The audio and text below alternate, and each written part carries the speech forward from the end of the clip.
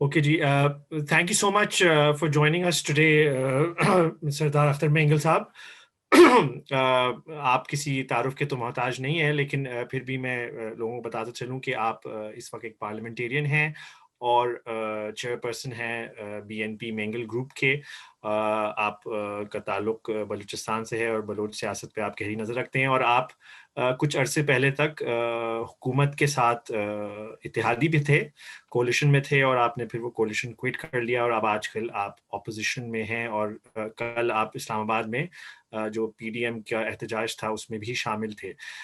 تو سب سے پہلے تو میں آپ سے اس سے ہی بات سٹارٹ کروں گا اور پوچھنا چاہوں گا کہ جب آپ نے کولیشن جوائن کی تھی اور یہ جو گورنمنٹ جوائن کی تھی، تو آپ کا کیا مقاصد تھے کہ گورنمنٹ کے ساتھ جوائن کریں، اور کیا وجہ بنی کہ آپ کو چھوڑنی پڑی گورنمنٹ؟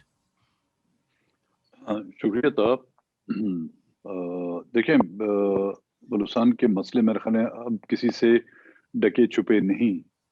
اور ایک زمانہ میں میڈیا جو ہوتا تھا صرف پی ٹی وی ہوتا تھا، اس سے ہمیں خبریں ملتی تھیں، یا نیوز پیپر بھی کچھ محدود نیوز پیپر ہوتے تھے. لیکن آج کل سوشل میڈیا اور انٹرنیٹ کا زمانہ ہے. میرے خیال میں آج بچے بچے کی زبان پہ جو ہے بلوچستان کا مسئلہ اور بلوچستان کے حالات سے جو سب باخبر ہے. بلوچستان کی جو بدحالی ہے اس میں نہ کہ صرف یہاں کی معاشی صورتحال ہے، اس کی پولیٹیکل جو حالات ہیں وہ بھی ہیں. اور یہ آج کا مسئلہ نہیں ہے، یہ 1947 سے چلا آ رہا ہے. یہاں پر جو بھی حکمران آیا ہے اس نے بلوچستان کو وہ اہمیت نہیں دی جتنی اس کو دینی چاہیے تھی. اور ہر حکمران نے جو ہے اپنے مقاصد کے حصول کے لیے بلوچستان کو استعمال کیا. بلوچستان کے استعمال کا مطلب اس کے وسائل کو لوٹا، اس کے وسائل کو استعمال کیا، اور وہاں کے باشندوں کو جو ہے نا مسلمان اپنی جگہ پر، وہاں پر انسان بھی ان کا نہیں سمجھا گیا. تو یہ جو ایک لاوا ہے کئی عرصے سے پک رہا ہے، اور وہ پکتے پکتے اس حد تک پہنچ چکا ہے کہ بلوچستان میں اسکولوں میں پاکستان کا ترانہ بجانا بھی جو ہے وہ لوگ بچے جو ہے اس کو پسند نہیں کرتے تھے. تو موجودہ جب حکومت وجود میں آئی، اس سے پہلے بھی جو حکومت آئی، ہم نے ان کو بارہا بلوچستان کے مسئلے پر توجہ دلانے کی کوشش کی ہے، لیکن نظر انداز کیا گیا. ہر حکومت، چاہے وہ ڈیموکریٹک حکومت رہی ہے یا وہ ملٹری کی حکومت، فوج کی حکومت رہی ہے، انہوں نے بلوچستان کو نظر انداز کیا. کیونکہ اس وقت ہمیں خوش قسمتی سے 4 سیٹیں نیشنل اسمبلی میں ملی تھی جو ہم سمجھتے تھے اس حکومت کی ضرورت ہے. تو ظاہر یہاں پر جو سیاست کا ایک رواج ہے، ہر کوئی اپنے مقاصد کے حصول کے لیے اپنی ان سیٹوں کو استعمال کرتا ہے. تو ہم نے بھی چاہا کہ کیوں نہ ہم بلوچستان کے اس دیرینہ مسئلے کو حل کرنے کے لیے اور اس حکومت کی توجہ اس طرف جو ہے منتقل کرائیں. تو اس کے لیے ہم نے ان سے وہ معاہدہ کیا تھا جس کو 6 نکات کا نام دیا گیا تھا. ان 6 نکات میں سر فہرست آپ کی مسنگ پرسنس کا مسئلہ تھا، افغان مہاجرین کی وطن واپسی، ریسورسز کو بلوچستان کے حوالے کرنا. یہاں پر گوادر جو ڈیولپمنٹ جو ہو رہا ہے، گوادر میں جو ڈیولپمنٹ ہو رہی ہے، اس میں ہمیں خدشہ ہے کہ کہیں گوادر کے لوگوں کو اقلیت میں نہ تبدیل کیا جائے. یہ اس ملک میں ایک تاریخ رہی ہے، تو وہاں پر قانون سازی کی جائے. اور اس طرح کے باقی جو مسائل تھے ہم نے ان کے سامنے رکھے اور انہوں نے ایگری کیا. ایک بات جو انہوں نے اس ایگریمنٹ پہ سائن کر کے اس بات کو تسلیم کیا کہ ہاں یہ مسائل ہیں بلوچستان کے جو حل طلب ہیں. اور ہم نے اس وقت بھی ان سے واضح کیا تھا کہ ہم یہ نہیں کہتے کہ ان مسئلے کو مکمل حل کرنے سے بلوچستان کا جمع مسئلہ حل ہو سکتا ہے، لیکن ایک یہ راستہ ہے ہم آپ کو دکھانا چاہتے ہیں کہ بلوچستان کے مسئلے کو حل کرنے کے لیے، جس پر انہوں نے ایگری کیا. اور بارہا ہم ان کو یاد دلاتے گئے on the floor of the house. میں ان کو یاد دلاتا رہا، ہمارے ساتھی بھی ان کو یاد دلاتے رہے، پبلک گیدرنگ میں بھی ہم نے انہیں یاد دہانی کرائی، میٹنگز میں پرائم منسٹر سے لے کر ان کے جو کمیٹیز کے ممبران تھے ان سے بھی ہم نے ان مسائل پر بات کرتے رہے، ان کی یاد دہانی کراتے رہے. لیکن آپ نے دیکھا ہوگا اس میں جو سر فہرست مسئلہ تھا وہ تھا مسنگ پرسنس کا. اور جو پہلے دن اسمبلی میں نے ان کو لسٹ پرووائڈ کی تھی وہ 5128 کے قریب تھے لوگ. جن میں سے 400 450 لوگ بازیاب ہو گئے اس 2.5 سال کے عرصے میں. اور اس دوران لیکن باقی تقریباً جس وقت ہم ان کے اتحادی تھے ان کو جو لسٹ ہم نے پرووائڈ کی 1500 کے قریب لوگ اور اٹھائے گئے تھے. اور اب یہ سلسلہ ابھی تک جاری ہے. ان کی بازیابی کا سلسلہ تو بند ہو گیا ہے لیکن وہ ان کو اٹھانے کا سلسلہ جو ابھی تک جاری ہے. تو الٹیمیٹلی جب ہماری میٹنگ بھی ہوئی اور انہیں ان حکمرانوں کے جو ذمہ داران تھے ان سے جب ہم بات بھی کر رہے تھے اور ان کو یاد دہانی بھی کراتے رہے تو وہاں سے کوئی مثبت ہمیں رسپانس نہیں مل رہا تھا. ایسا لگ رہا تھا کہ جو ٹرخا رہے ہاں جی آ جائیں گے, کبھی 2 چھوڑ دیتے تھے, کبھی 4 چھوڑ دیتے. بجٹ کی ضرورت ہوتی تھی, جب ان کی ضرورت تو 50 اس وقت چھوڑ دیتے تھے. کہیں پہ ان کو کسی بھی مسئلے پہ ہماری ضرورت پڑتی تھی ووٹ کی تو 50 100 اور چھوڑ دیتے. تو اس نتیجے پر ہم پہنچے کہ اب یہ مذاق زیادہ نہیں چل سکتا کیونکہ ہم بھی جواب دیں لوگوں سے. اور حقیقتاً ہم جب الیکشن میں گئے تھے ہم سے کسی نے بھی, میں یہ واضح طور پر کہتا ہوں کہ ہم سے کسی نے بھی یہ نہیں کہا تھا کہ جی ہمارے علاقوں میں سڑکیں بنائیں. ہمارے علاقوں میں جو ہے نا اب ڈیولپمنٹ کی یہ کام ہے, وہ ایک بنیادی بلوچستان کے لوگوں کی ضرورت ہے جو انڈر ڈیولپ ہے. ہر علاقہ ہر ضلع جو ہے بلوچستان کا ڈیولپ ہے, لیکن کسی نے بھی اس کی نشاندہی نہیں کی. ہر گاؤں میں بھی جاتے تھے تو وہ لوگ یہ ڈیمانڈ کرتے تھے کہ ہمارے بچوں کو واپس لایا جائے. تو ہم نے اس مسئلے کو سر فہرست رکھا. جب انہوں نے اس پر انکار تو میں نہیں کہوں گا, ٹرخانے کی بات کی, تو الٹیمیٹلی ہمیں اس حکومت کو خیر بات کہنا پڑا. رائٹ. آپ نے جو نشاندہی کی, جو 6 نکات کی بھی بات کی آپ کی, وہی 6 نکات ہیں جن پہ ہم فوکس بھی کریں گے کانورزیشن کے اندر. لیکن مجھے یہ لگتا ہے جس طرح آپ کہہ رہے ہیں کہ جو مسنگ پرسنس تھے ان کو ایک طریقے سے پولیٹیکل بارگین چپ کے طور پہ استعمال کیا گیا آپ کے لیے, کہ آپ نے کہا 50 چھوڑ دیے, 100 چھوڑ دیے, جب کوئی ان کو آپ سے کام ہوتا, ان کو کہیں پہ ووٹنگ چاہیے ہوتی.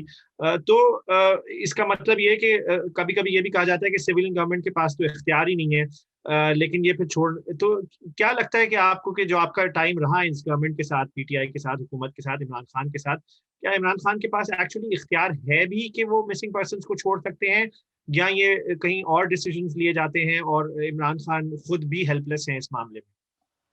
دیکھیں, مسنگ پرسنز کا مسئلہ تو بہت ہی ایک سنگین مسئلہ ہے, وہ بڑا سینسیٹیو مسئلہ ہے. جہاں تک عمران خان کا تعلق ہے, عمران خان کو دوسرے معاملات میں, چھوٹے سے معاملات میں اختیارات نہیں ہیں. تو جب بھی میری ملاقات ان سے ہوتی, ان کے کیبنٹ کے منسٹروں سے ہوتی تھی, وہ ہمیں ڈائیورٹ کرتے تھے اسٹیبلشمنٹ کی طرف کہ جی آئیں آپ کی ملاقات کرا دیتے ہیں, آرمی چیف سے ملاقات کراتے ہیں, D G I S I سے ملاقات کرتے ہیں, یا ان کے جو ذمہ داران ہیں ان سے ملاقات کر کے آپ کا یہ مسئلہ حل کرتے. تو ان کی نہ کہ صرف باڈی لینگویج سے بلکہ ان کے عمل سے یہ ثابت ہو گیا تھا کہ وہ اختیارات کے مالک نہ وہ تھے ہیں, نہ ان سے پہلے جو اقتدار میں تھے. بلوچستان کے معاملات میں کسی کو بھی اختیار ابھی تک اسٹیبلشمنٹ میں نہیں دیا, چاہے وہ مسنگ پرسنس کا مسئلہ ہو, چاہے بلوچستان میں سی پیک کا مسئلہ ہو, ڈیولپمنٹ کا مسئلہ ہو, یا اور پولیٹیکل ڈیسیجن. یہاں تک کہ بلوچستان میں حکومت سازی کا بھی اختیار یہاں کی مرکزی حکومت کو نہیں دیا جاتا, وہ ڈیسیجن بھی اسٹیبلشمنٹ لیتی ہے.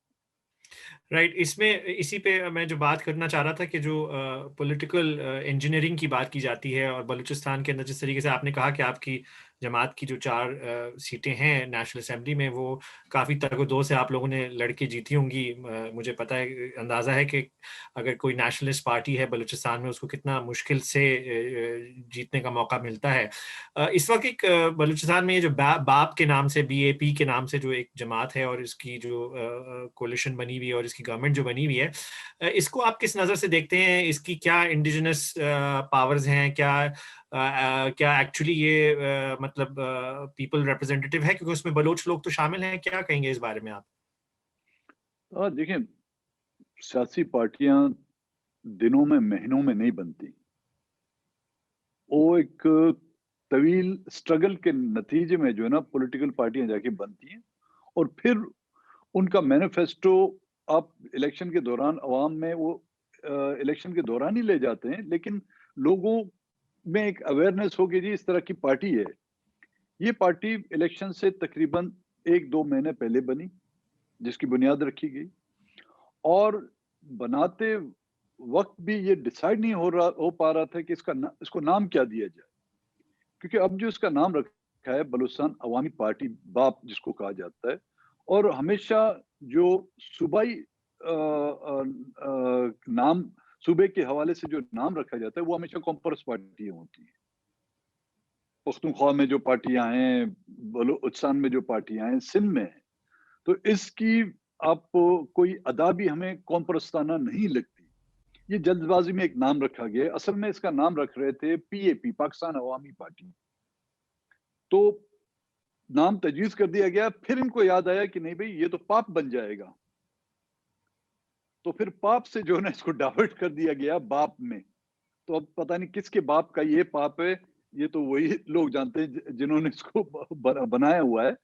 और हम पॉलिटिकल पार्टियां, मैं खुद जो एक सियासी पार्टी चला रहा हूँ, मेरी पॉलिटिकल जो मैं आया हूँ when I was 25 years old, 25 साल की मेरी उम्र थी, अभी मैं 60 में आके पहुंचा हुआ हूँ, अभी तक हम उस पार्टी को मुकम्मल नहीं बना पा रहे। तो ये कोई जादू की छड़ी थी उनके पास, जिन्होंने, ये वाहिद पार्टी नहीं है, इससे पहले भी पाकिस्तान में पार्टियां बनी हैं, और जिनका अंजाम फिर वो हुआ है जो हमारे और आपके सामने है। ये उस वक्त जो इलेक्शन का माहौल था, क्योंकि उनको पता था कि जी बिलखुसूस हमारी पार्टी ने जो यहाँ पर सोबतें बर्दाश्त की हैं, और इस दौरान हम लोगों ने जो आवाम से हमारा राब्ता रहा था, उनको ये खदशा था कि ये एब्सोल्यूट मेजॉरिटी लेके आएंगे। तो उस एब्सोल्यूट मेजॉरिटी को रोकने के लिए उन्होंने ये पार्टी बनाई, और नताइज को भी, हालांकि अगर देखा जाए, रिजल्ट को देखा जाए, इस वक्त जो हमारी 4 नेशनल असेंबली के हैं, उसमें एक आपकी खवातीन की रिजर्व सीट है, 3 सीटें हमें मिली हैं। और जो सीटें हमसे गई हैं, तकरीबन 4 हमारी नेशनल असेंबली की सीटें। मैं आपको एक मिसाल देता हूँ था कि एक नेशनल असेंबली की सीट जो उस पार्टी को जितवाई गई है, ये रिकॉर्ड है इलेक्शन कमीशन के सामने। उस कैंडिडेट से इलेक्शन कमीशन ने ये सवाल किया कि आपका अपना वोट किस पोलिंग पे दर्ज किया हुआ है। उसने अपनी पोलिंग का नाम बताया, तो कहा कि जी आपने अपना वोट कास्ट किया। तो उस कैंडिडेट, जो जीता हुआ कैंडिडेट, उसने कहा नहीं। कहते क्यों? कहते हालात खराब थे। अब हालात खराब थे, कैंडिडेट अपना वोट कास्ट नहीं कर सकता, और उस पोलिंग से उसको 1200 वोट मिलते हैं। तो ये फरिश्तों ही ने उनके लिए वोट डाला हुआ है, जहां पर कैंडिडेट खुद नहीं जा सकते, समवन इनविजिबल, उन्होंने जाके वहां पर वोट कास्ट किया होगा। तो ये पार्टी उसी लिए बनाई गई थी, और उसी मकासद के लिए अब भी उसको वो इस्तेमाल कर रहे हैं, चाहे वो सेनेट में हो, चाहे नेशनल असेंबली में हो, या प्रोविंशियल लेवल पर हो। राइट।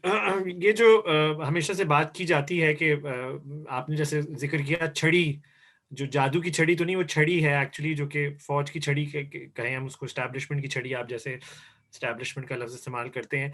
तो बलूचिस्तान में हमेशा से हमने देखा है कि एक्चुअली स्टैब्लिशमेंट या फौज ही कंट्रोल में रही है। और ये जो मिसिंग पर्सन्स का भी इशू है, उसके बारे में भी फौज की तरफ इमरान खान की गवर्नमेंट खुद आपको कहती है कि उनकी तरफ इशारा करती है। इसी तरीके से जो बाकी जो तमाम चीज़ें हैं, सीपैक हो गया, उसके अंदर भी हम देख रहे हैं कि जी सीपैक अथॉरिटी जो बनाई गई है, उसमें भी एक रिटायर्ड फौजी जनरल को बिठाया है, आसिम माजवा को, जो पहले वहाँ पे बलूचिस्तान में खुद तैनात थे। इसी तरीके से और भी जो चीज़ें हैं बलूचिस्तान में, वो हमेशा से फौज सामने रही है। तो इस हवाले से आपको क्या लगता है कि क्या बलूचिस्तान की फ्यूचर में सिर्फ फौज ही फौज है? यहाँ पे कोई सिविलियन किस्म की कोई रूम मिलेगा सिविलियन स्पेस को, या फौज ऐसा कभी नहीं चाहेगी, और उसकी क्या वजह है कि फौज यहाँ पे सिविलियन स्पेस नहीं चाहती है? तो देखें, फौज का जो इख्तियार या उसका जो असर रसूख था जो बलूचिस्तान में था, अब बदकिस्मती इसको कहें या उनकी खुशकिस्मती कहें, या पूरे मुल्क में फैल फैल चुका है। पाकिस्तान का कौन सा इदारा है जहां पर फौज नहीं है? ऑन सर्विस जनरल्स बैठे हुए हैं या रिटायर्ड जनरल्स बैठे हुए हैं। यहाँ तक कि एम्बेसडर भी आजकल जो है ना, वो फौज से ही भेजे जाते हैं। और इसमें मेरे ख्याल में एक सबसे बड़ा नुक्ता, या इसमें जो जिम्मेदार हम हैं, वो यहाँ की वो बड़ी पॉलिटिकल पार्टियां हैं, जिन्होंने बलूचिस्तान को ہمیشہ فوج کی جولی میں رکھا ہوا ہے، اپنے چاہے اقتدار کو بچانے کے لیے، اپنے اقتدار کو مضبوط کرنے کے لیے انہوں نے بلوچستان کو ہمیشہ فوج کے جولی میں رکھا ہوا ہے۔ اور یہ میرے خیال میں وہ مائنڈ سیٹ ہے جو شروع دن سے آ رہا ہے، 1947 سے، جب انہوں نے پہلے ہی سال میں بلوچستان پر فوجی یلغار کر کے بلوچستان کو ایک کالونی کے طور پر، اس وقت بھی انہوں نے اس میں داخل ہوئے، اور ابھی تک وہ مائنڈ سیٹ چینج نہیں ہو رہا، وہ بلوچستان کو ایک کالونی کے طور پر جو ٹریٹ کر رہے ہیں۔ اور اس میں کوئی شک نہیں کہ یہ ہماری پتہ نہیں دنیا میں جو اس کو خوش قسمتی سمجھتے ہیں کہ اتنا بڑا ساحل ہو، 800 کلومیٹر تقریباً ایک صوبے کا ساحل ہو، اور اس کی سرحدات دو ممالک سے ملتی ہوں، ایک طرف ایران ہو، ایک طرف افغانستان ہو، اور دونوں ممالک میں جو ہے نا ایک طرح کی اب انسرٹنٹی پائی جاتی ہے، اور جو نہ کہ صرف اس علاقائی سطح پر بلکہ بین الاقوامی سطح پر پوری دنیا کی نگاہیں جو ہیں ان دو ممالک پر ہیں، تو جس کی وجہ سے میرے خیال میں بلوچستان جو ہے نا اس فوج کی یا اسٹیبلشمنٹ کی جو ہے نگاہوں میں زیادہ اہمیت کا حامل بن گیا ہے۔ اہمیت کا حامل اس طرح سے کہ وہ مثبت اہمیت نہیں ہے، وہ منفی اہمیت ہمارے لیے تصور کی جاتی ہے۔ تو اس لیے فوج نے ہمیشہ اس کو اپنا کنٹرول میں رکھنے کی کوشش کی ہے۔ اب یہ پولیٹیکل پارٹی جو اقتدار میں آتی ہیں ان پر ڈیپینڈ کرتا ہے، اگر آنے والی اقتدار میں پولیٹیکل پارٹیاں پھر اپنے اقتدار کو بچانے کے لیے یا اقتدار میں آنے کے لیے پھر یہ ڈیل کر کے بلوچستان کو جو ہے نا ایک قربانی کا بکرا سمجھ کر دریائے نیل کی جو طغیانی کو بچانے کے لیے ہمیشہ کسی کی قربانی دے کر اس میں بایا جاتا تھا، روایت تو یہ رہی ہے کہ اقتدار کی طغیانی کو تھامنے کے لیے بلوچستان کی جو ہے بلی چڑھائی گئی ہے۔ اگر ان پولیٹیکل پارٹیوں کا وتیرہ یا سوری ان کی سوچ یہی رہی تو ہم تو پھر بھی اسی فوج کے نظر و کرم میں ہی رہیں گے۔ رائٹ، لیکن اس میں اگر ہم دیکھیں تو مطلب جو ایک اور وجہ ہے جیسے آپ نے بتایا کہ ایک تو انٹرنیشنل بارڈرز کے حوالے سے ایران اور افغانستان کا ہے، بٹ ود ان بلوچستان بھی یہ بھی بات کی جاتی ہے کہ آپ نے کالونائزیشن کا ذکر کیا، آپ کہا جاتا ہے کہ چائنا کی کالونی بن رہی ہے گوادر کی، آپ نے جیسے ذکر کیا، اور گوادر میں جو اب باڑھ بھی لگنے کی بات کی جا رہی ہے، اور چائنا کو ایک راستہ دیا جا رہا ہے۔ کچھ لوگ کہتے ہیں کہ چائنا کا ارادہ یہ ہے کہ وہاں پر وہ اپنی ایک نیوکلیئر نیول فیسلٹی بنانا چاہتے ہیں گوادر میں، کوئی ملٹری فیسلٹی بنانا چاہتے ہیں۔ ابھی وہ تو دیکھیں گے آئندہ آنے والے دنوں میں کیا ہوتا ہے، لیکن یہ جو سی پیک کا بار بار کہا جاتا ہے، ذکر کیا جاتا ہے، اس کا بھی، اور جو ریسورسز ہیں بار بار یہ کہا جاتا ہے کہ بلوچستان کی جو نیچرل ریسورسز ہیں ان پر بھی ایک طریقے کا قبضہ، اور ان سے جو ریونیو جنریٹ ہوتا ہے اس پہ بھی اپنا حق جمانا، جس میں ریکوڈیک کا معاملہ ہے، یا اس کے علاوہ جیسے گوادر پورٹ کا معاملہ ہے، یا اس کے علاوہ اور بھی کوئی ایسے نیچرل ریسورسز ہیں جو کہ بلوچستان میں پائے جاتے ہیں۔ یہ بھی کہا جاتا ہے کہ جو ڈرگ ٹریڈ ہے وہ بھی یہاں سے ہوتی ہے through Afghanistan into Balochistan and to the rest of the world. تو یہ اس طریقے سے فائنینشیل ایلیمنٹس ہیں جس کی وجہ سے بھی پاکستان فوج اس کو اپنے کنٹرول میں رکھتی ہے، یا صرف کوئی انٹرنیشنل ایلیمنٹس ہیں؟ دیکھیں انٹرنیشنل ایلیمنٹس تو میرے خیال میں دنیا کی کوئی بھی ایسا خطہ نہیں ہوگا جہاں پر ان کے انٹرسٹ نہ ہوں، لیکن یہاں پر ہماری فوج کے انٹرسٹ کئی زیادہ ہیں، اور میرے خیال میں شاید ہی کوئی ایسا آفیسر ہوگا جو یہاں پر ٹرانسفر ہونے کے بعد کروڑ پتی نہیں بلکہ ارب پتی ہو کے نہ نکلا ہو۔ جہاں تک آپ نے چائنا کی کالونائزیشن کی بات کی ہے، میرے خیال میں چائنا کی کالونائزیشن بلوچستان سے شروع ہوگی اور وہ پورے پاکستان تک جا کے پہنچے گی، اور اس کے پنجے جو ہے نا وہ ایک جگہ پر نہیں ٹکتے، وہ اسپریڈ آؤٹ ہوتا جائے گا، لیکن ابتدا تو وہ ہم سے کر رہے ہیں۔ اب کہا جا رہا ہے کہ جی سی پیک کے نام سے گوادر کو ڈیولپ کیا جا رہا ہے۔ میں نے دنیا میں، آپ بھی گھومے، ہم نے بھی دنیا دیکھی ہوئی ہے، جہاں پہ ترقی ہوتی ہے ہم نے وہاں پر باڑیں نہیں دیکھی۔ باڑے لگانا مطلب آپ اس علاقے کو یا تو کسی فوجی چھاونی میں تبدیل کرنا چاہتے ہیں، یا کسی فورن کنٹری کے حوالے کرنا چاہتے ہیں جہاں پر وہاں کے مقامی لوگوں کا جو ہے نا داخلہ ممنوع ہو. اب گوادر کی آبادی جو ہے تمام کی تمام جو ہے اس میں سے 95% جو ہے ماہیگیر ہیں, اور ان کا گزر بسر جو ہے نا آپ کی سے ماہیگیری سے ہے. اب وہاں پر جب باڑ لگائی جائے گی, وہ ماہیگیر سمندر میں ابھی اس وقت بھی جب تک باڑ نہیں ہے تو ان کو کارڈ دیا گیا ہے کہ جی وہ کارڈ بنا کے وہ جا کے انٹری کریں گے, اور انٹری کر کے وہ پرمیشن لے کے پھر سمندر میں جا سکتے ہیں. تو ایک ماہیگیر جو 15 دن سمندر میں صرف 2 وقت کی روٹی کے لیے لگاتا ہے, اس کی حالت کیا ہوگی. اس میں آپ آپ کی بین الاقوامی جو قوتیں ان کی اپنی جگہ پر, لیکن اس ملک کی فوج جو ہے نا وہ اس کے بڑے اپنے انٹرسٹ ہیں. آپ نے خود کہا کہ جی ڈرگ ٹریفکنگ یہاں سے ہوتی ہے, افغانستان کے بارڈر سے لے کر آپ کے سمندر تک یا کراچی تک آتے ہیں, ان کے ناک کے نیچے سے گزر کے آتے ہیں, کیا ان کو پتا نہیں؟ بڑے بڑے کنٹینرز وہاں سے نکل کے آتے ہیں, کیا ان کو پتا نہیں؟ سندک کو چائنا کے حوالے کر کے اس کو تو لوٹ کے جو رائلٹی ملتی تھی ہمیں صرف 2% جی. سوئی گیس بلوچستان سے 1952 میں دریافت ہوئی, 62 میں پورے پاکستان میں جا کے وہ گیس پہنچ گئی, جس کو آج بھی چاہے کہیں سے بھی گیس آئے اس کو نام سوئی کا دیا جاتا ہے. یہ سوئی گیس ہے, ہمارے گھر میں نہیں ہے. آپ نے کراچی میں رہے ہوں گے, کبھی گیس نہیں ہوتی کہتے ہیں سوئی گیس. حالانکہ اگر وہ سندھ سے بھی آتی ہے تو اس کو سوئی گیس کا نام دیا جاتا ہے. لیکن اس وقت بھی بلوچستان کی 95% علاقے جو ہے نا اس گیس سے محروم ہیں. آپ کے سوائے 3 ڈسٹرکٹ ہیڈ کوارٹر کے تمام کی تمام ڈسٹرکٹ ہیڈ کوارٹر جو ہے نا وہ اس نعمت سے محروم ہے. بجلی کا جہاں تک سوال ہے, جس علاقے کو آپ ڈیولپ کر رہے ہیں گوادر کو, اس میں بھی ایران سے بجلی آ رہی ہے. اس وقت بھی ایران سے وہاں سے بجلی آ رہی ہے. تربت, پنجگور, کچھ خاران کے علاقے جو ایران بارڈر سے ملتے ہیں وہاں پہ بھی ایران سے بجلی آ رہی. تو ہمیں یہ پتہ نہیں جو سی پیک سے $65 بلین جو آئے ہیں وہ گئے کہاں پہ. ہمارے یہاں پر 1 انچ روڈ بھی سی پیک کے فنڈ سے نہیں بنی. صرف ایک روڈ بنا ہوا ہے گوادر جس کو ایکسپریس وے کہا جاتا ہے, جو پورٹ سے لے کر آپ کی چائنیز کی جو ریزیڈنس بنایا اس کے لیے بنایا گیا ہے.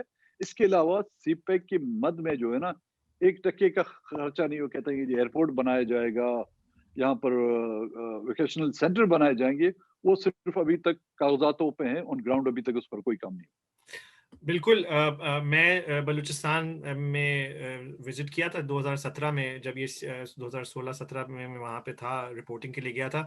تو جو لوگوں نے مجھے یہی کہا کہ جی جو سی پیک ہے وہ ایک ایسا روڈ ہوگا جس پہ ہم سائڈ پہ بیٹھ کے اس پہ دولت گزرتی بھی دیکھیں گے, اور وہ ٹرکل ڈاؤن تو مشکل ہی ہو. اور لگتا یہی ہے کہ اب 2020 ہو چکا ہے اور 2021 ہو چکا ہے بلکہ, لیکن وہ بلوچستان کے اندر کوئی چینجز اور یا اس کی ٹرکل ڈاؤن نظر نہیں آتا.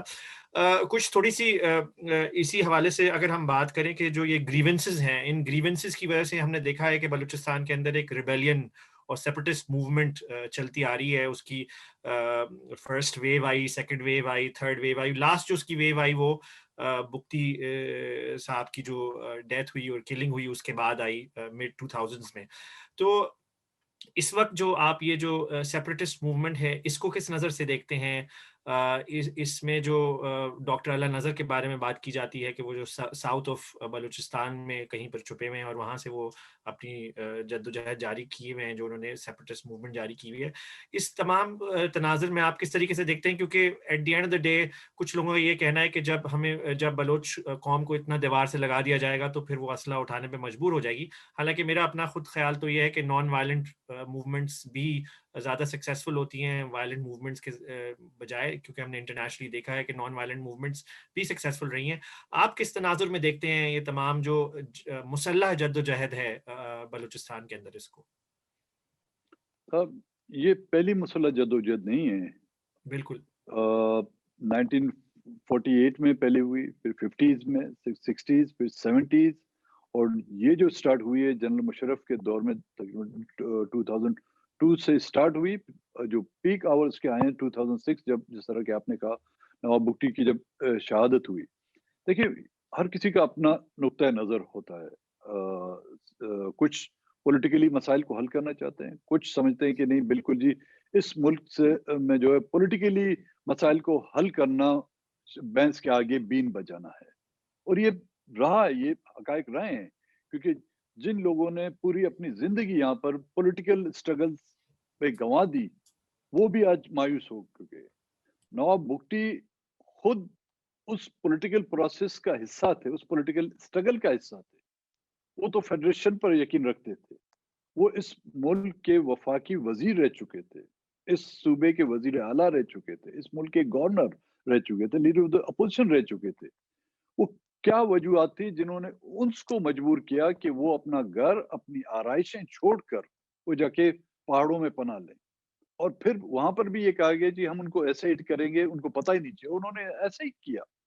तो आप खुद सोचें कि वो एक ज़ईफ़ उम्र का शख्स जिसको इस हद तक मजबूर किया जाता है, और डॉक्टर अल्लाह नज़र वो एक स्टूडेंट्स ऑर्गेनाइज़ेशन के सरबराह थे।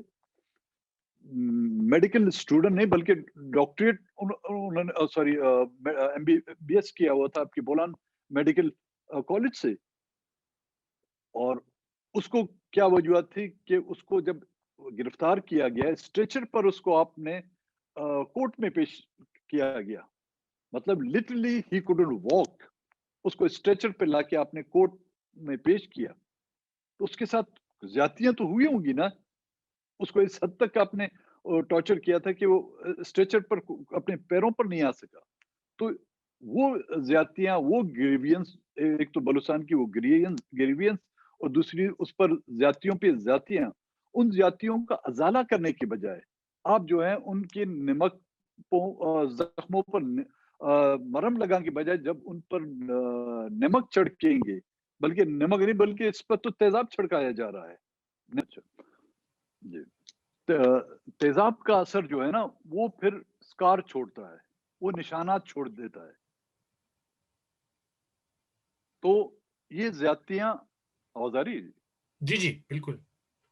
ये ज्यादतियां की गई हैं, इसका इतराफ मुझे कहें कि किस हुक्मरान ने नहीं किया। अब अयूब खान से लेकर आज के दौर के जो इमरान खान है वो भी इस बात का इतराफ कर रहा है कि जी बलूचिस्तान के साथ ज्यादतियां हुई हैं। अब ये तो आइडेंटिफाई करें कि जी ज्यादती करने वाला कौन है। हमसे ज्यादतियां करने वाला कुदरत ने तो हमसे ज्यादतियां नहीं की, किसी बैरूनी ताकत ने तो हम पे ज्यादतियां नहीं की। ज्यादतियां हुई तो यहाँ पे हुई हैं। आज अगर किसी ने हथियार उठाए हैं, मैं ये नहीं कह सकता कि वो गलत है, और ये मैं ये भी नहीं कह सकता कि वो सही है, लेकिन उनको शायद मजबूर किया गया इस हद तक कि उन्होंने हथियार उठाए। जब तक कि उन मसाइल का आपने रूट कॉज नहीं देखा, जो जिम्मेदार हैं बलूचिस्तान के लोगों को तो आप सजा दे रहे हैं ना जी। अगर उन्होंने हथियार उठाए हैं उनको तो आप सजा दे रहे हैं, उनकी सरबुरीदा लाशें गिरा रहे हैं, उनकी मसकशुदा लाशों को जो है ना आप उनके घरों के सामने फेंक रहे हैं, उनकी हजारों की तादाद में मिसिंग लोग हैं, उनको तो सजा दे रहे हैं। लेकिन जो जिम्मेदार हैं जिन्होंने उनको इस नहज पर पहुंचाया हुआ है, उनमें से किसी एक को आपने अपनी अदालतों से 2 साल की कैद सजा दी है? नहीं दे सकते, क्योंकि उसको शायद आप सही तस्वर कर रहे हैं, इसलिए उन उन पर जो है आप सजा नहीं दे सकते, और हम पर पाबंदी लगा रहे हैं कि हम उनके बारे में बोलें तक नहीं। राइट। तो इसमें मतलब जो ये जो मुसल्लह लोग हैं उनके साथ साथ जैसे फॉर एग्जांपल आपने बताया डॉक्टर अला नज़र की भी जिक्र किया, कुछ लोग ऐसे भी हैं जो कि वेपन्स उठाने के बजाय एग्जाइल में चले जाते हैं, बाहर रहते हैं, बाहर से जद्दोजहद करते हैं। हमने देखा इसी हवाले से मैं क्योंकि करीमा बलोच के हवाले से जिक्र करूंगा, और करीमा बलोच का आपने भी ذکر کیا تھا اپنے ایک جلسے کے اندر اور کہا تھا کہ آپ کو بھی شک ہے اس ڈیتھ کے حوالے سے جو مسٹیریسلی ہوئی کینیڈا میں. تو بہت سارے لوگ بلوچستان سے باہر جا رہے ہیں, ایگزائل میں جا رہے ہیں اور وہاں پہ رہتے ہوئے اپنی جدوجہد کرتے ہیں, پولیٹیکلی کرتے ہیں. ایک تو یہ بتائیے کہ کریمہ بلوچ کے حوالے سے آپ کیا کہنا پسند کریں گے, اس کیس کے حوالے سے آپ اس کو کس نظر سے دیکھتے ہیں, اور دوسرا یہ کہ کیا بلوچستان کے اندر رہتے ہوئے جدوجہد کرنا مشکل ہے اور یہی ایک طریقہ ہے کہ اب باہر رہ کے کریں, ایگزائل میں کی جائے, اس حوالے سے آپ کیا کہیں گے؟ دیکھیں, جہاں تک کریمہ بلوچ کے واقعہ کا ڈیتھ کا تعلق ہے, ابھی تک تو کینیڈین گورنمنٹ حکومت سے جو ہے نا وہ آٹوپسی کی رپورٹ بھی سامنے نہیں آ پا رہی. لیکن یہاں پر آپ نہ کہ صرف اس ملک کی خفیہ ایجنسیوں کو, تمام جو ممالک ہیں ان کی خفیہ ایجنسیوں کو ڈرٹی پلے کے حوالے سے جو ہے نا آپ ان کو نظر انداز نہیں کر سکتے. یہ ہیں خفیہ ایجنسی بنتی کیوں ہیں, ان کا نیٹ ورک ملک کے اندر اور باہر جو رکھا گیا ہے وہ صرف ملک کی سالمیت کے لیے نہیں ہوتا, وہ فاؤل پلے اور ڈرٹی پلے میں جو ہے مہارت رکھتے ہیں. چاہے اس میں آپ کون سی بھی بڑی ایجنسی ہے کا نام بھی لیں, موساد کا بھی نام لیں, یا کسی اور نام لیں جن پر کئی کتابیں لکھی جا چکی ہیں. اور کریمہ بلوچ کی اچانک کا یہ واقعہ تو ظاہر ہے ان شکوک کو اور اس پہ تصدیق ہو جاتی ہے جو جنرل مشرف نے اپنے انٹرویو میں کہا تھا کہ جی ہم ان کو کہیں بھی ان کو وہ کر سکتے ہیں اور اس کو کوئی بھی نام دے سکتے ہیں. یہ ان کا اپنا انٹرویو ہے جو چلا ہے, اور اس طرح کے ان کے منسٹران نے بھی اس طرح کے انٹرویو دیے ہیں, اور ان کے موجودہ جو آپ کی پی ٹی آئی گورنمنٹ کے ذمہ داران ہیں انہوں نے تو باقاعدہ اس پر ٹویٹ بھی کیے تھے کہ ایک مائنس ہو گئے, باقیوں کے نام دے, اب ان کی باری ہے.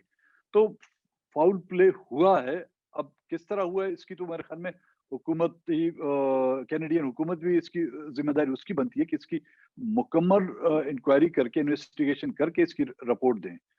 جہاں تک باہر رہ کر اسٹرگل کرنا, بالکل جی, میں خود بھی باہر رہا ہوں, میرے والد بھی 13 سال انہوں نے جلاوطنی کی زندگی گزاری ہے وہاں پر. پہلے ہم سمجھتے تھے سر باہر رہ کر سیف ہے, لیکن میرے خیال میں ایجنسی اب اتنی مضبوط اور طاقتور ہو گئی ہیں اور بے لگام ہو گئی ہیں, جتنا خطرہ سے میرے خیال میں ہم یہاں پر محسوس کرتے ہیں اتنا ہی خطرہ باہر جو لوگ بیٹھے ہوئے ہیں ان کے لیے بھی ہے. لیکن مجبوری ہے جی, ان خوف کی وجہ سے نہ ہم یہاں پر بیٹھ کے اپنی اسٹرگل کو چھوڑ سکتے ہیں, نہ ہی کوئی باہر بیٹھا ہوا ہے وہ اپنی اسٹرگل سے دستبردار ہو سکے گا اس خوف سے. اس میں ایک ذکر کرنا بھول گیا, جو ساجد حسین کا بھی کیس ہے سویڈن کے اندر, وہ بھی ایک اسی کا بالکل تسلسل لگتا ہے. تو لگتا یہ ہے کہ اب جیسے فار ایگزامپل ویسٹ, آپ نے جیسے خود بھی ذکر کیا کہ ویسٹ ایک ریفیوج کے طور پہ لیا جاتا تھا. میں خود بھی جلا وطن ہوں اس وقت پیرس میں اور فرانس میں. مجھ پہ بھی حملہ ہوا تھا 2018 میں, تو اس کے بعد مجھے باہر جانا پڑا. لیکن ہم یہی ہے کہ اب ہمیں لگتا یہ ہے کہ ویسٹ میں بھی وہ سیفٹی نہیں نظر آ رہی جو کہ ہونی چاہیے. اور آپ نے ذکر کیا کہ مختلف ایجنسیز کے نام اور مختلف خفیہ ایجنسیز جو ہیں ان کا بھی رول کو بھی مد نظر رکھنا چاہیے. ہمیشہ یہ کہا جاتا ہے کہ جو بلوچستان میں ہے اس میں انڈیا کا بہت بڑا ہاتھ ہے. اب جب بھی کسی بارے میں ذکر کریں تو وہ کلبھوشن یادو کے بارے میں بات کی چلی جاتی ہے, اور حالانکہ کلبھوشن ہمیں یہ بھی نہیں پتا کہ وہاں سے پکڑا گیا تھا نہیں گیا تھا, اس کی کوئی اوتھینٹسٹی نہیں ہے اس کیس کی. کچھ کہتے ہیں لوگ کہ افغانستان سے پکڑا گیا, کچھ کہتے ہیں ایران سے پکڑا گیا, اس کو بعد میں بلوچستان لے کر آئے. تو یہ جو انڈیا کا بار بار نام لیا جاتا ہے, اور میں ہمیشہ سے یہ کہتا ہوں کہ بلوچستان کے اندر اپنی ایک انڈیجنس ایشو ہے. انڈیا اگر اس کو ایکسپلائٹ کرے گا تو انڈیجنس ایشو ہے جس کو ایکسپلائٹ کیا جا رہا ہے. آپ کس نظر سے دیکھتے ہیں, کیونکہ بہت سارے جو بلوچ کچھ ہمارے جو ساتھی ہیں وہ کبھی کبھی یہ کہتے ہیں کہ ابھی فار ایگزامپل آپ نے دیکھا ہوگا کہ سندھ کے اندر ایک بہت بڑی پروٹیسٹ ہوئی, اور وہاں پر لوگ جو ہے جو پوسٹرز لے کر آئے, اس میں انڈین پرائم منسٹر کا, مودی کا پوسٹر تھا وہاں پر سندھ کے اندر, اور کہا کہ جی ہمیں بھی آزاد کرانے کی کوشش کی جائے. بنگلہ دیش کی لوگ بات کرتے ہیں کہ بنگلہ دیش میں جس طریقے سے انڈیا نے ہیلپ کی تو بلوچستان میں بھی اسی طریقے کی کوئی ہیلپ ہو. کچھ بلوچ ریپبلکن پارٹی والے ہیں, انہوں نے بھی ابھی پچھلے دنوں ایسے ہی کچھ بیانات دیے انٹرنیشنلی. آپ کیسے دیکھتے ہیں انڈیا کو اس پورے تناظر میں؟ تو سب سے بڑی بات یہ کہ آپ ان کو موقع کیوں دیتے ہیں؟ اپنے گھر کو آپ سنوارے، باہر کا کوئی جو ہے مداخلت نہیں کر سکتا. جب آپ اپنے گھر میں اپنے ہاتھوں سے فسادات کریٹ کریں گے تو اس سے آپ، اگر وہ کرتا بھی ہے تو اس سے آپ اچھائی کی توقع نہ کریں. جس طرح آپ کو موقع ملتا ہے آپ کشمیر میں مداخل کرتے ہیں، کہنے کو تو آپ نہیں اس سے انکاری ہیں کہ ہم نہیں کرتے، لیکن دنیا بھی جانتی ہے کہ کشمیر میں آپ کی کتنی انوالومنٹ ہے. میں نے کل وہ جو ریلی ہوئی تھی اس میں بھی کہا تھا کہ میں کچھ تقریباً سال پہلے لاہور گیا تو میں نے کسی ساتھی کو بولا یار یہ واگا بارڈر کتنا دور ہے، کتنے 100 کلومیٹر ہوگا، ٹائم نہیں ہے میں چل کے دیکھنا چاہتا ہوں. اس نے بولا یہ 15 کلومیٹر ہے، 20 کلومیٹر، اتنا نزدیک ہے. کہتا ہے ہاں. یار اگر وہاں سے کوئی پتھر پھینکے تو تمہارے لاہوریوں کے سر پہ آ کے لگے گا. کہتا ہے بالکل. تو میں نے بولا یہ ایجنٹ یہاں پہ نہیں آتے بنتے، یہ ایجنٹ بلوچستان میں تم لوگوں کا علاقہ کراس کر کے ہمارے یہاں ایجنٹ کیسے پیدا ہو جاتے ہیں؟ تو آپ ایسے حالات پیدا ہی نہیں کریں ان علاقوں کے لیے جہاں کے لوگ دوسری طرف دیکھیں. کیا کیوں آج پنجاب کے لوگ مطمئن ہے وہ علیحدگی کی تحریک کیوں نہیں چلاتے؟ آج دوسرے صوبوں کے لوگ جو ہیں وہ علیحدگی کی تحریک کیوں نہیں چلاتے؟ دیکھیں ناانصافیاں جو ہے نا، انہوں نے ہمیشہ بدگمانیوں کو جنم دیا ہے. بدگمانیوں نے ہمیشہ ناراضگیوں کو جنم دیا ہے، اور ناراضگیاں جو ہے نفرتوں کو جنم دیتی ہیں. یہ ہوا ہے بلوچستان کا مدعا. ناانصافیاں ہوتی گئی جس کا اقرار ہر حکمران نے کیا ہے، بدگمانیاں بھی پیدا کی گئی ہیں. بدگمانیوں سے جو ہے آپ کی ناراضیاں، اور ناراضیاں جو ہے نا نفرت، اور نفرت کے بعد جو ہے نا وہ پھر نفرت کسی ایک گھر میں خون کے رشتوں بھائیوں کے درمیان اگر نفرتیں پیدا ہو جائیں وہ گھر ٹوٹ جاتے ہیں. والد اور بچوں کے درمیان اگر نفرتیں، ناانصافیوں کی بنیاد پر نفرتیں پیدا ہو جاتی ہیں تو وہ رشتے، خونی رشتے جو ٹوٹ جاتے ہیں. تو ہمارا تو کوئی خونی رشتہ نہیں ہے، ہمارا تو آئینی رشتہ بنایا گیا ہے، وہ بھی بزور شمشیر.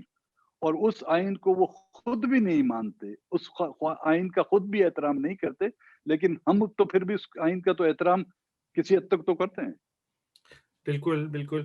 اور آپ نے جیسے کہا کہ جو علیحدگی پسند جو تنظیمیں ہیں، یا علیحدگی پسند جو سینٹیمنٹس ہیں، یا قوم پرست جو ایک رجحان ہے، وہ تو اب بلوچستان سے باہر ہمیں سندھ میں بھی نظر آنا شروع ہو گیا ہے کافی حد تک. ہمیں خیبر پختونخوا میں جو یہ پشتون تحفظ موومنٹ ہے اس کے طور پہ جو نظر آتا ہے، اور اس کے ساتھ بھی انہوں نے انگیجمنٹ کرنے کے بجائے اس کو ان کے ساتھ جو جس طریقے سے کر رہے ہیں ابھی علی وزیر جو آپ کے ساتھی پارلیمنٹیرین ہیں وہ اس وقت جیل میں ہیں کراچی میں. جو ایک اور بات نظر آتی ہے وہ آتی ہے جب بھی بلوچستان کی بات کی جاتی ہے، وہ ہے میڈیا بلیک آؤٹ کے حوالے سے. کل آپ نے جب وہاں پہ تقریر کی، جیسے آپ نے ذکر کیا جلسے میں الیکشن کمیشن کے سامنے، تو آپ کی تقریر کو سینسر کیا گیا، ہمیں جہاں تک اطلاعات ملی لوکل میڈیا پہ نہیں دکھایا گیا.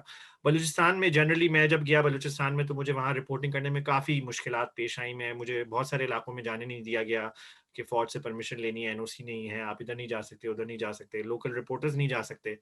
تو یہ جو میڈیا بلیک آؤٹ ہے، یہ کس حد تک جو ہے آپ کے نزدیک ابھی بھی اس کی وجہ سے لوگوں کو علم نہیں ہے کہ بلوچستان میں کیا ہو رہا ہے، یا آپ کو لگتا ہے کہ اب لوگوں کو علم ہے؟ آپ پہلے کہہ رہے تھے کہ اب سوشل میڈیا کا دور ہے، انٹرنیٹ کا دور ہے، تو اس کی وجہ سے لوگوں کو، بچے کو پتا ہے کہ بلوچستان میں کیا ہو رہا ہے، لیکن مین اسٹریم میڈیا میں ہمارے نہیں ابھی بھی اس طریقے سے اوپنلی ڈسکس ہوتا بلوچستان میں. مطلب آپ کو کتنا مین اسٹریم میڈیا پہ کوریج دی جاتی ہے، یا ایشوز کو کتنی کوریج دی جاتی ہے بلوچستان کے؟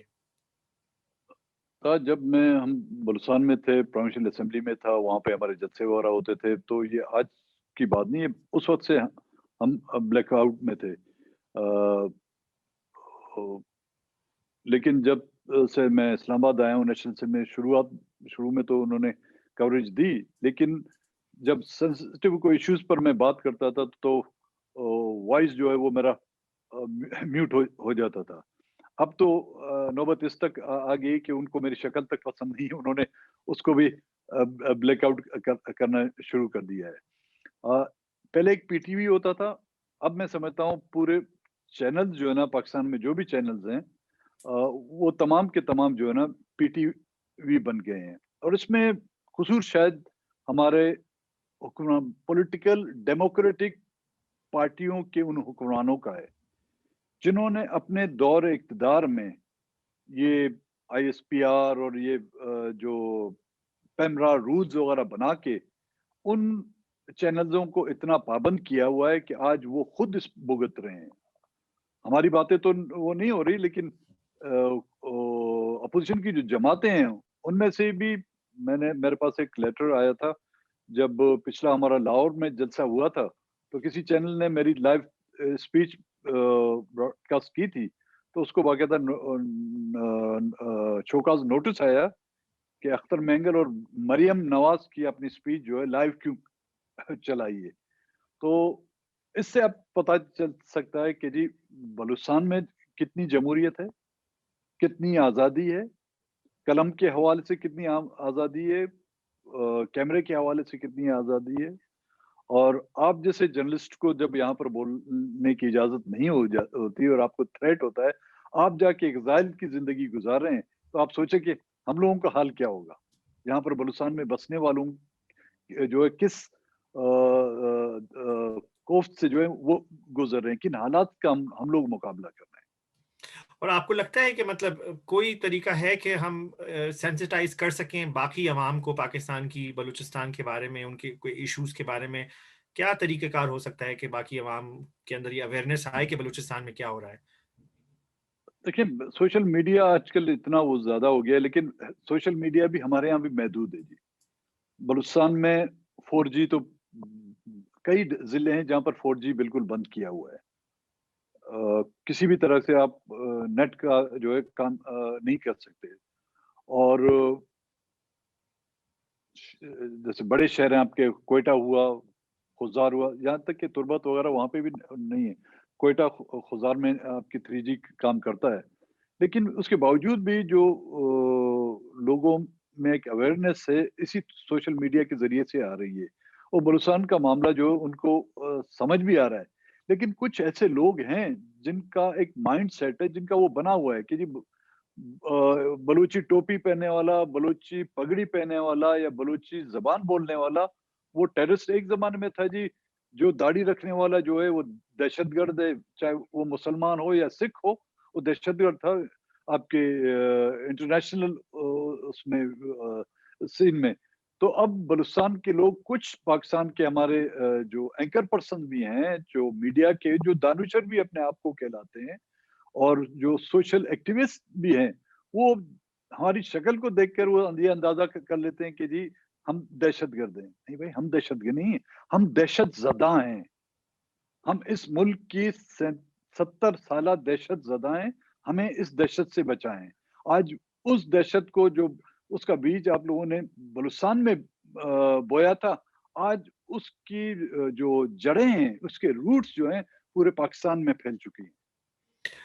दूसरा ये कि जो अगर हम फॉर एग्जांपल जो सोर्सेज हैं बलूचिस्तान से, क्योंकि मसला ये होता है कि बलूचिस्तान की जो स्टोरी है, जो बलूचिस्तान के अंदर जो वाक़यात हैं, मिसिंग पर्सन्स के वाक़यात हो गए या और भी जो सीपैक में जिस तरीके से कुछ हो रहा है या गवादर में क्या हो रहा है, उसके बारे में बात ही नहीं निकल पाती है, बात ही नहीं पता चल पाती है। लोकल मीडिया खुद सेंसर करता है, इंटरनेशनल मीडिया इंटरेस्टेड नज़र नहीं आता है।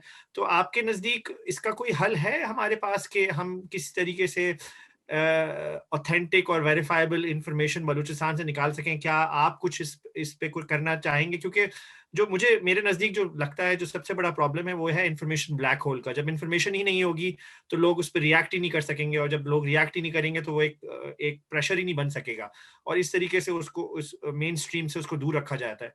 तो क्या हल सजेस्ट करेंगे आप? तो देखें, लोकल मीडिया और आपका इंटरनेशनल मीडिया, आपका जो मिसिंग पर्सन्स के जो लवाकीन हैं, जो है उनके वर्सा हैं, तकरीबन 11 साल से वो कोयटा प्रेस क्लब के सामने एहतजाज कर रहे हैं। कोयटा प्रेस क्लब, जहाँ पर आपका मकामी मीडिया भी है, आपका कौमी मीडिया भी है, वहाँ पर इंटरनेशनल मीडिया भी है। और उन्हीं लोगों ने कोयटा से कराची पैदल मार्च किया और कराची से इस्लामाबाद वो मार्च करते हुए गए। सोशल मीडिया में शायद उनको किसी हद तक कवरेज मिली थी, लेकिन آپ کی جو الیکٹرانک میڈیا ہے یا پرنٹ میڈیا نے اس کو کوئی کوریج نہیں دی. آپ کے جو نیشنل یا بین الاقوامی جو میڈیا کی جو ٹیمیں ہیں ان کو تو باقاعدہ این او سی لینی پڑتی ہے. تو ظاہر ہے جب آپ کو این او سی وہ دیں گے تو اپنی ٹرمز اینڈ کنڈیشن رکھیں گے کہ آپ کو یہ دکھانا ہے یہ نہیں دکھانا. ایک تو آپ کو این او سی مشکل سے دیں, جو ہم نے بھی خود ٹرائی کی تھی.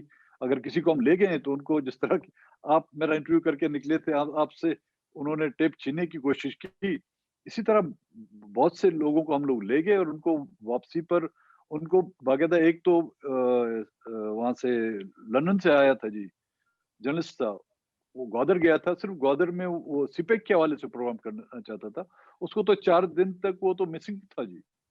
پھر اس کو آ کے پلین میں بٹھا کے اس کا جو اکوپمنٹ وغیرہ تھا وہ بھی انہوں نے کنفسکیٹ کیا, اور اس بیچارے کو جو نا اپنی نوکری سے بھی ہاتھ دھونا پڑا.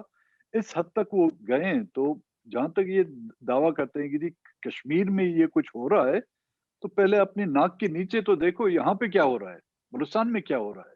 میں نے تو ان کو, ہم نے کمیٹی بنائی تھی جی پارلیمنٹ میں, میں نے تو جب ان کے اتحادی تھے ہم نے کمیٹی بنائی کہ آپ آئیں پارلیمنٹرین آ کے وزٹ کریں بلوچستان کو, اپنے ساتھ میڈیا لائیں اور وہ آ کے دیکھیں, لوگوں کی باتیں سنیں, آپ جو لوگوں کی گریوینس ہیں ان سے ملیں, مسنگ پرسنس ہیں آپ کے وہاں پہ, مزدور ہیں وہاں کے, تاجر ہیں وہاں کے, جو مائن اونر ہیں وہاں کے زمیندار ہیں, اور ان سے جا کے ملیں, وہاں کی جو پولیٹیکل پارٹی ہیں ان سے ملیں, ان سے ان کا مدعا پوچھیں کہ مسئلہ کون, اس کے ذمہ دار کون ہے. اگر وہ قوم-پرستوں کو ذمہ دار قرار دیتے ہیں, بالکل ہمیں ایک قطار میں کھڑا کر کے ہمیں شوٹ کر لیں, لیکن اگر کسی اور کو ذمہ دار کہتے ہیں تو کم سے کم ان پر الزام کا جو ہے نام تو لیں, ان کو عدالتوں کے کٹہروں میں تو آپ تو کھڑا کریں. لیکن وہ کمیٹی بنی اور اس کے بعد کسی نے جرت نہیں کی کہ اس اسپیکر صاحب نے جو ہے اس کمیٹی کو نوٹیفائی کرنے کے لیے اس کو 1 سال لگا, اور نوٹیفائی کرنے کے بعد آج دن تک ایک میٹنگ تک نہیں کرائی.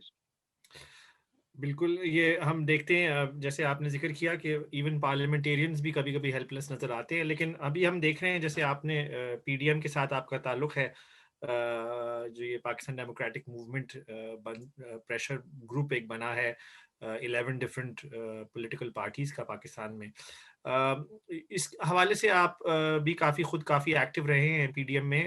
پی ڈی ایم آپ کو لگتا ہے کہ کچھ کر پائے گی, کوئی پریشر بلڈ کر پائے گی آئندہ آنے والے دنوں میں؟ آپ نے ابھی ایک بیان میں کہا تھا کہ یہ جو حکومت ہے اس کا فیوچر بہت ڈارک نظر آ رہا ہے اور تاریک نظر آ رہا ہے, تو کیا لگتا ہے کہ پی ڈی ایم کچھ آئندہ آنے والے دنوں میں کچھ چینجز ہم ایکسپیکٹ کر سکتے ہیں؟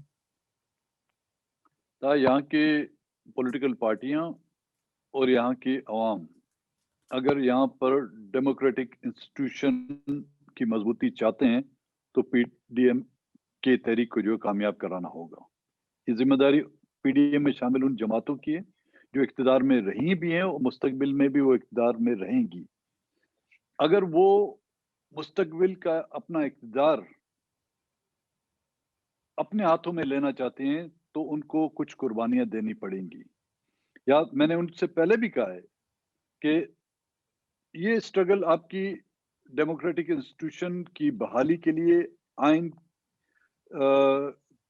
کی بحالی کے لیے, یہ آپ کی آخری اسٹرگل ہوگی. اگر اس میں آپ کامیاب ہو گئے تو اس ملک میں حقیقتاً جمہوریت کی کرن ہمیں نظر آئے گی. اگر اس سے کسی نے ایک نے بھی ریٹریٹ کیا تو اس بار جو ہے نا آپ کو اسی تنخواہ پہ کام نہیں کرنا پڑے گا, بلکہ آپ کو بیگار ہوتا ہے جس پر آپ کو بغیر تنخواہ کے کام کرنا پڑتا ہے, تو آپ کو جو ہے بیگار میں کام لیا جائے گا. یہ آپ لوگوں کی مرضی. رائٹ. میں بیسکلی ہمارا کیونکہ ارادہ یہ تھا کہ یہ فیس بک لائیو کرتے تو ہمارے پاس کچھ سوالات ہوتے ہمارے آڈینس کی طرف سے, بٹ کیونکہ ہم نے ایک ریکارڈڈ ورژن کیا ہے اور ہم اس کو اپنی فیس بک پہ اور جو ٹویٹر ہے اور یوٹیوب پہ اس پہ بعد میں ڈالیں گے, تو اس کے بعد پھر کچھ اگر سوالات ہوئے تو وہ ضرور میں آپ کی طرف ڈائریکٹ کروں گا. اور بالکل ہم ڈیفینیٹلی آپ سے رابطے میں رہیں گے. بہت شکریہ آج ہمیں جوائن کرنے کا اور ہمیں ٹائم دینے کا اختر مینگل صاحب, اور ہمیں ڈیٹیل میں سمجھانے کا اور بتانے کا کہ بلوچستان کے کیا معاملات ہیں اور بلوچستان کے کیا ایشوز ہیں. ہمارا مقصد یہی ہے, جیسے آپ نے ذکر کیا, کہ تھرو سوشل میڈیا اور تھرو اس طریقے کی کانورزیشنز ہم بلوچستان کے اوپر فوکس کر سکیں اور ان باتوں پہ بات کر سکیں جن پہ مین اسٹریم میڈیا پہ بات نہیں ہوتی. اور اسی لیے ہم آپ کے بہت شکر گزار ہیں کہ آپ نے کافی ٹائم بھی نکالا, وقت بھی نکالا اور بہت فرینکلی ہم سے بات کی آج. بہت شکریہ. شکریہ, بڑی مہربانی. Thank you so much.